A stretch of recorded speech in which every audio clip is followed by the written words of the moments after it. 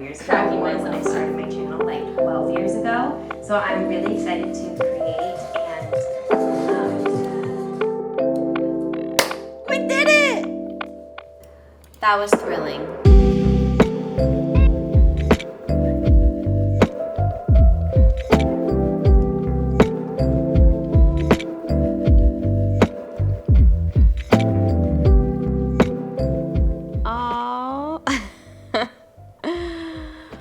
If you are the person whose username is Amba or AMBA, special shout out to you because I am reading your comment right now and it is so sweet. Thank you so much.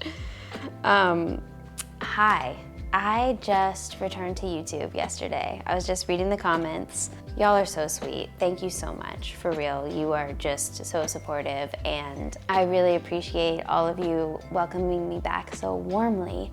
Let's talk about the real reasons why I quit YouTube, stopped posting, and privated all but 3 videos out of my maybe couple hundred.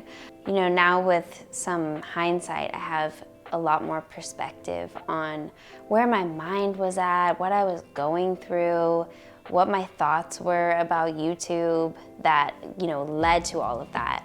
And I thought that it would be good for y'all to know as well. So when I stopped posting in 2018, I wasn't really doing that many beauty, like hair and makeup videos. I was mostly doing lifestyle and talking largely about my health journey that I was on, or that was happening to me.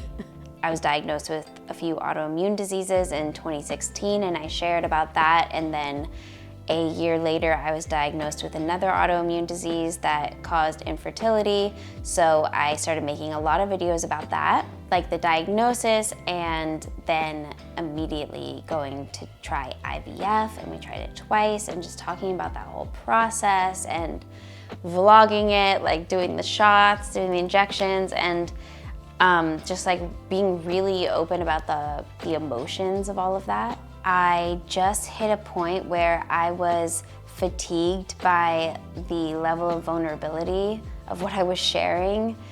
That's what kind of like set me over the edge in terms of like, I'm not doing this anymore. Like I can't share anymore. It became something that I actually wanted to run away from, I think. I felt actually kind of embarrassed. You know how sometimes you might share something vulnerable like online, or maybe you've heard people talk about this, where after the fact or like maybe the next day you feel this like slight panic and regret of like, oh God, what have I just shared? I've just, you know, opened up part of myself to the internet or strangers, whoever you're sharing it with. That sort of almost panic and embarrassment over what have I just shared. And the reason I did share so many fertility videos is because I got so much positive feedback on it. I had so many people comment to say that they were going through the same thing. I had people messaging me on Instagram, people emailing me that they were experiencing the same thing, the same diagnosis even, or even just infertility. And there was a lot of connection there, which I appreciated at the time. And I felt like I was helping people. But I don't really think I was strong enough at that time to be sharing as openly as I was, because I was really going through it. And I know several of you have already asked for an update on the fertility situation, so I'm definitely gonna do a video on that, updating you on the whole journey and also like where we're at now and what my thoughts are now, how I'm feeling, and I think that'll be a really good video, and I actually think that some things will surprise you. With everything that was going on with my health, it had such a huge impact on me that I don't even think I fully realized until a couple years later when I really had more perspective on it. But you know, having those new health issues really changed my life completely. Shortly after the diagnosis of Addison's disease and the thyroid disease, I got put on steroids. I gained a lot of weight. I gained like maybe 20 or 30 pounds, and that was a lot for me. being short, being petite, like having that much extra weight on you, it feels very uncomfortable, of course, like in my body, but also it really affected my self-esteem and my confidence and like my self-image. I developed anxiety and I was having panic attacks for the first time in my life, and I didn't even know what they were. It was so scary. I remember twice I had panic attacks while driving on, you know, the crazy LA highways, and I didn't know what panic attacks were. After the fact, when I would drive on those certain parts of the highway where it happened, it triggered me so bad just driving on that part. I started to feel like it was happening again. It was so crazy.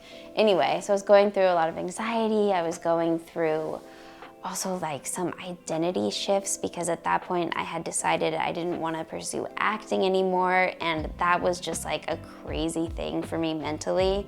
I'm gonna do a whole separate video about acting and why I decided to stop pursuing it.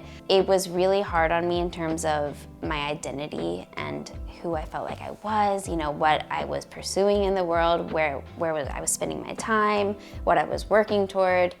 So there was also a period of feeling really lost. Like all of this stuff was happening at once. So I think everything that was happening with my health, personally, identity crisis, feeling really low about myself, like having really low self-esteem and not feeling comfortable in my body, and then also just feeling really burnt out on the level of vulnerability of what I was sharing.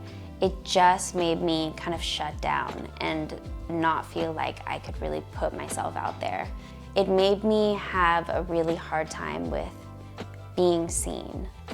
And that is something that I'm actually still working on, is being comfortable, being seen, and also being seen trying. Such a big deal. So yeah, I privated everything except for a couple videos that I wasn't like embarrassed of. And that was that until literally last week when I unprivated a ton of my videos. There's nothing to be embarrassed about. I was who I was, I am who I am, and actually when I go back and look at the videos, it's kind of charming and it's kind of sweet. And the growth and the evolution is really cool and fun to see. So I hope that gives y'all a little perspective and insight into what the hell was going through my mind when I quit YouTube and privated all my videos. Looking back, I was really going through it. And I also think that I made the right decision for me at that time. I couldn't be on the internet, I didn't want to be, I wasn't comfortable with myself. I wasn't even comfortable on camera really.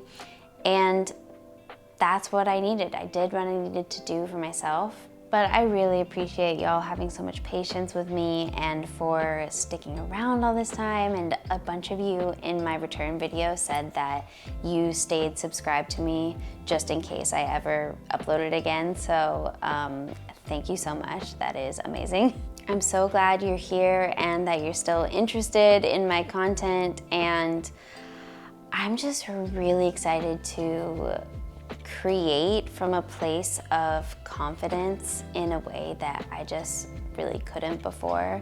It just feels really good. Thanks again for watching and for being here, and follow me on Instagram and TikTok and subscribe to me here, and I'll see you in the next one.